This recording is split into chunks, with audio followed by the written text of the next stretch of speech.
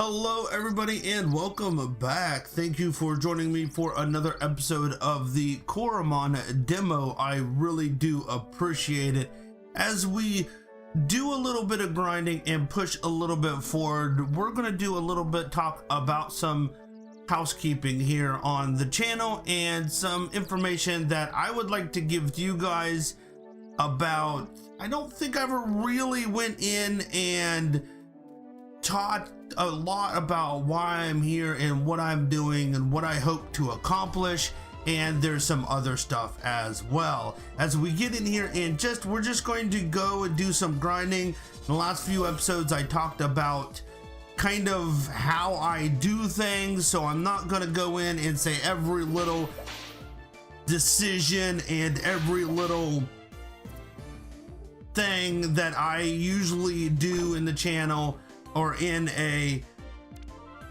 video talking about strategy and that sort of thing. If there's something that pops up, I will talk about it, but for the most part I'm going to be chatting about other stuff. We do this every once in a while, but this game in its grinding kind of aspect of it sometimes lends a little bit easier than some other games like platformers or adventure games or attack games or something, whatever, something that first-person shooters where I'm always being distracted by what's going on in the screen.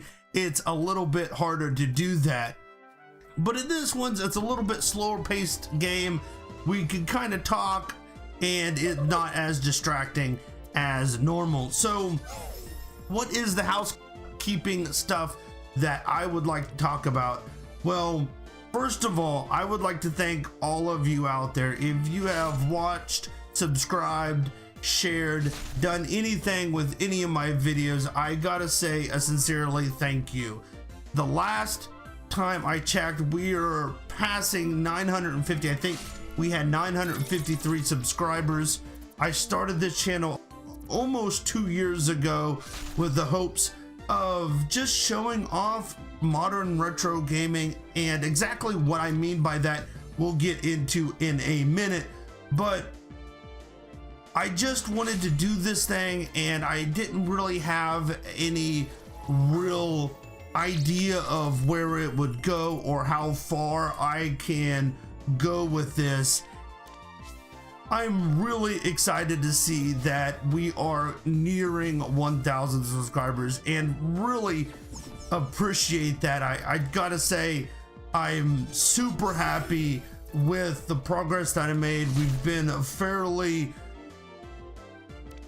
I don't know, continually going up. There hasn't been a long stagnant period or anything like that. So again, thank you so much. If you've watched a video, commented, thumbs up, anything with my videos, I really appreciate it.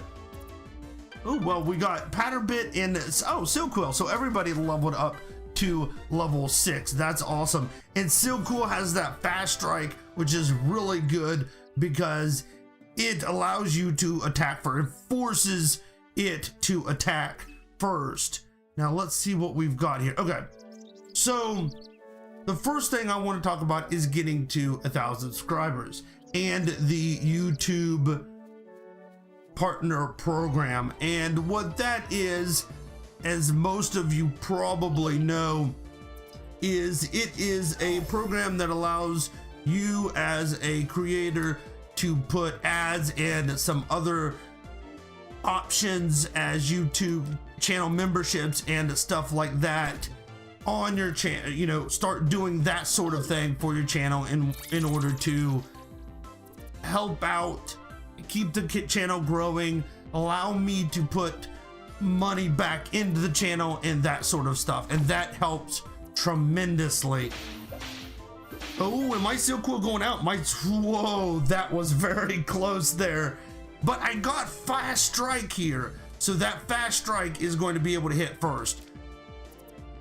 At 1,000 subscribers I can do that. Now I will tell you that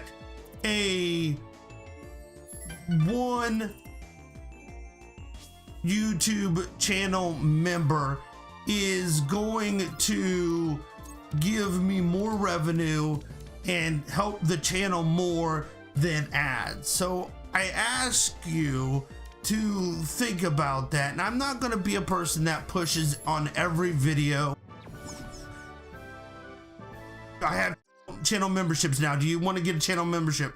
I'm not going to be that person. I'm not going to constantly talk about that, but I do want to mention it up here. It's coming up. If you like the content that I'm putting out, and I know that a lot of you are here for the Coromon, and I appreciate that you're coming here watching the Coromon, you like Coromon. There are a lot of other modern retro games on my channel, and I ask you to check some of those out as well. I'm not sure I'm gonna make it all the way to Hayville here. Just think about that. The channel memberships will help me out a lot more and will also allow the channel to continue to be ad-free. And I would really appreciate if you can. I know that it's a hard time for everybody. I really do understand that. We're all having trouble with everything. So if you can't, I understand. If you really can't put any money away right now, trust me, I understand, that's okay. But I ask that if you have a little bit of extra money and you would like to help support the channel, I would ask you to please consider that. With that being said, here is kind of what the channel is about, I guess. As I mentioned, modern retro gaming, there are a couple games that I can think of off the top of my head, and I think this Hayville is always a lot closer than what I think it is. Modern retro gaming is, how is the best way to explain this? It is like a touch of retro with modern mechanics and modern principles, modern mechanics, modern what's the word I want to use, development styles, stuff like that. That is, it uses that, but it does also have an inspiration of retro. Coromon is inspired by the early Pokemon games, obviously. So I like to show off these. I grew up with the Atari, the Nintendo. I know that's really retro. I had a Super Nintendo. I had a Nintendo 64. You know, I've played on the Sega. I've done a lot of retro things over the years. I think that kind of helps me out, as I could look at these games and say, oh, I see that this was inspired by, you know, this game over here or that game over here. And ultimately what I would like to do, I see a lot of people on Twitter or somewhere else say that I really wish they would remake X game, or I really wish they would, this series needs a third or a second or whatever. I can say, well, if you're looking for this game, I got this other game here that is going to basically give you the same. It's going to fill that itch. It's going to, if you want this game, I could recommend a game that is very close to it. And that is one of the big things that I would like to do in this channel. I like that aspect of it. I like showing off the retroness of the games. I'm actually going back here this way because there was a treasure chest down there that I want to get to. So that's why I'm going back a little bit, and it also adds a little bit of grinding here as well. So that's kind of what I'm doing here. I'm one of the retro people that I try to, there was a lot of great retro games. And even if you talk about like the 64, the PlayStation, the you know, the PlayStation 2 even, there was great games on those, but even those barely retro consoles, maybe even the Wii, they had limitations to them. And if you even go back further into like the Super Nintendo, the Nintendo, or the Sega Genesis or Mega Drive, there's obvious limitations to those.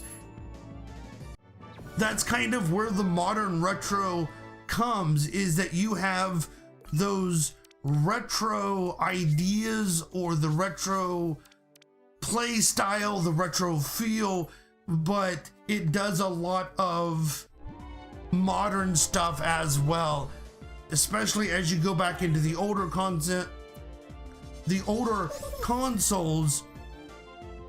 There is a lot of limitations, a lot of things that they did were not the best in design. They did a lot of things like adding really difficult levels, or introduced grinding in RPGs to artificially lengthen gameplay. Wow, that's harsh. That was a very hard hit there. The reason for that is that you were paying a lot of money for, I'm gonna pull out my Taruga here just to get him taken care of. You're paying a lot of money for this game, and what they wanted to do is get your money's worth in the terms of play length of game. They just could not put a long game on like the Nintendo or the Super Nintendo or whatever. So what they had to do, they had to somehow make it feel longer, and stuff like grinding, or one level that is like super hard and that makes a difference. It makes it feel that the game's longer. And with larger hard drives now on consoles, and then as well as the computer aspect, yeah, it's right there, but ooh, we're pretty beat up here. I keep on hitting that stink thing, and I don't mean to. The stink module does have a purpose, and I can use it only once every 5 minutes, which we gotta be careful with. I might need it here in a little bit. With larger hard drives in consoles nowadays, and the basic limited space of the hard drives in computers, you could make a much more larger game with better graphics. And I say better, you could still stay at 8 bits and make better graphics, because if you don't know, the Nintendo had a lot of graphical limitation. Not only 8-bit, like it could only do 256 colors, it was actually limited more than that, because you could only have so many colors on the screen at one time, which was an issue. Then there's only allowed so many sprites across the screen at some time, and if you played some of those old games, you see like a sprite break apart, or part of a sprite disappears as it goes across the screen. Well, that's why, because the Nintendo could only handle so many sprites in any given line, and it had to drop sprites out sometimes. Silly limitations like that are not an issue anymore, and I think that that's really good here. You could take this and take the 8 bits and really use 256 colors. And another thing that you may not think about is resolution. You could get so much more detail now, even in 8 bits, because you have now, what, at least 1080. You know, my monitor's 900 pixels wide. I know that's a smaller monitor at this point. At least 1080 pixels across the screen. That means that you could fit more pixels, even if you're staying in 8-bit, than you could any other time. I'm not sure what I want to do for me now. Let's do another attack and special here. I think we're gonna try that here for Mino. So that's kind of where I'm coming from, and it's my love of retro, but also knowing that there's issues with retro games.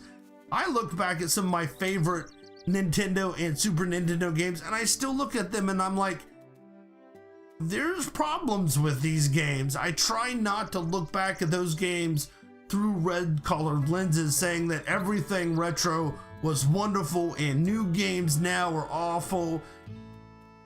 There's no good new games, everything's retro. I'm not like that. There was a lot of severe issues with retro games, not even, and I'm talking about even the good games still had issues.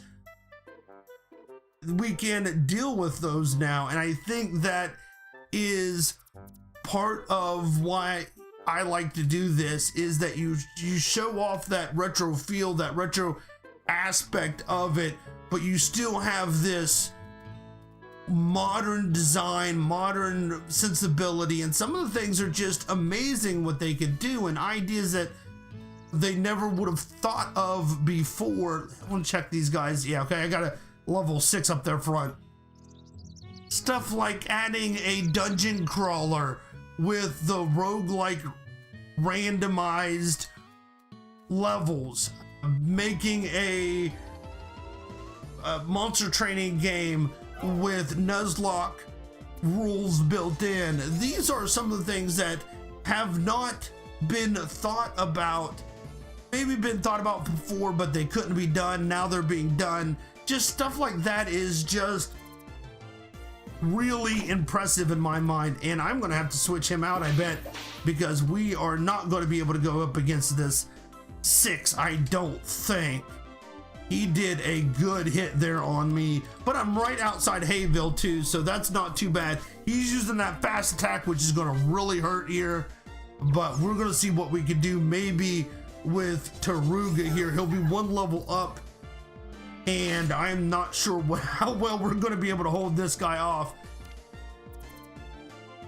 That's kind of where I'm coming from, is that aspect. And I hope that you enjoy this. I hope that you enjoy Coromon. I hope that you enjoy the other aspects of the channel, other games that I show off. There's a lot there. There's a lot of great modern retro games going on right now, and I have a whole list of games in my Steam wish list that I haven't even got to and probably won't ever get to, and there's even a lot of them that are still not released. I probably got 30 or maybe 40 games on my Steam wish list that's still out there that waiting to be released. And that's kind of showed me, even in when I started this, that there's a market for this. There's a market for wanting this modern retro concept here. And I gotta think that, oh, I kind of want this bead drill, but I forget how. Let's see how this goes. I'm looking for a Mino. Can you find me one? I'll be willing to trade my Buzzy for it. It's not potent, but Buzzy has great potential. He does.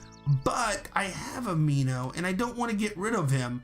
I guess I could capture another Mino. Can I switch? I don't think I could switch out my Coromon here. I don't think there is a, yeah, okay. So let's see if we can go find another Mino. This might be a little bit of a project here, but we'll see what we can do. We're gonna back here a little bit in Radiant Park and see if we can find another Mino. We'll have to go all the way back though, because we'll have to switch him out and then actually go all the way back again, to be honest, to get the Mino back. So once we trade him, but do I want the Mino? The Buzzquill is, I don't know who I want. Who are we gonna get rid of if I want a Buzz? And the reason why I want that Beezle is that he's one, I believe, that has poison, and that was one of the ones that has a, oh, there we go, we got a miss. That was my first miss. Beezle is one of the ones that have poison. That is one of the effects that have damage over time. So I was kind of looking for that, and then my Mino and my Taruga does the fire, which will be overtime. So although, what does Swarmy evolve into? I might just not worry about it actually, because I think, does my Swarmy evolve into it? I do not recall honestly what the things evolve into. It's been a little while since I played this game. I think that a couple games really kind of cemented this. I'm not gonna say that they were definitely not the first kind of retro inspired games, but like a lot of things, is he potent? Is he potent or is he perfect? He's potent. I got a potent. Actually, mine's potent, so we're gonna have a potent on potent battle here. Obviously, a lot of things, there was platforming games before Mario came along, but Mario really solidified platforming as a genre to be followed and that sort of stuff. So I think there was modern retro games before this, but I think there's two games that really kind of cemented. Oh wow, Patterbit's down just like that. Like I said, you'd be really surprised. A quick critical hit can take you down like you would be really surprised. So you got to be really careful on this. Just like I've said that before in the last few channels, and I guess I wasn't paying not enough attention, paying too little attention. Just got knocked out, but it's good that we're playing on normal. I'm not too terribly worried. Yeah, we got our Patterbit. We have to go get him healed back up, unfortunately. That's the unfortunate thing here, is that Patterbit, my Patterbit, does not get any experience for that battle. And that's unfortunate. That's really the devastating thing here. Look how much experience he got there. That's the really devastating thing here. Oh no, he did. Well, I was wrong. Look at that.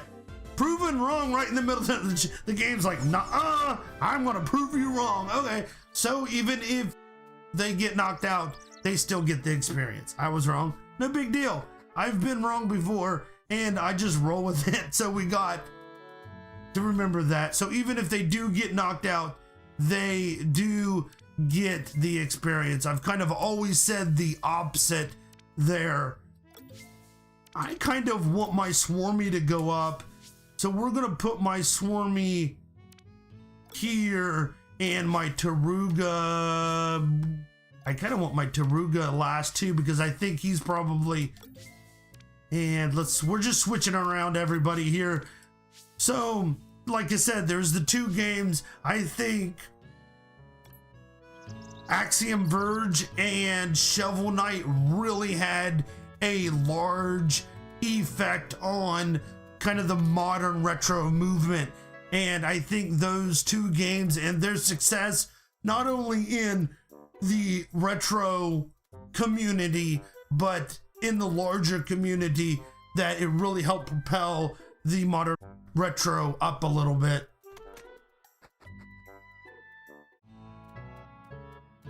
I think I'm going to do a couple more battles here. There is actually a lot I could do here. I'm not going to talk to everybody. There is some stuff around the town and stuff that we could do that we'll have to get into at some point. But there is, if we're heading out, we might as well head back. We can go talk to Perrin and get the module added, but I believe he needs something for us to do that first. Oh, there's a treasure chest. Let's grab it. Hey, we found a spinner. Sweet. I think he's down here, and this opens. Oh no, he's not. Okay, then he must be in the next door. If we talk to Perrin, then we are able to go back, because if I remember correctly, he is working on something. A teleporter, and if we talk to him, then he needs something for the teleporter, and let's just go ahead. Noah, my delivery. Huh? What delivery? Oh, I thought you were somewhere else for a moment. Sorry about that. My name is Noah. I'm working on a teleporter that'll connect Hayville to the fast travel network of Valua.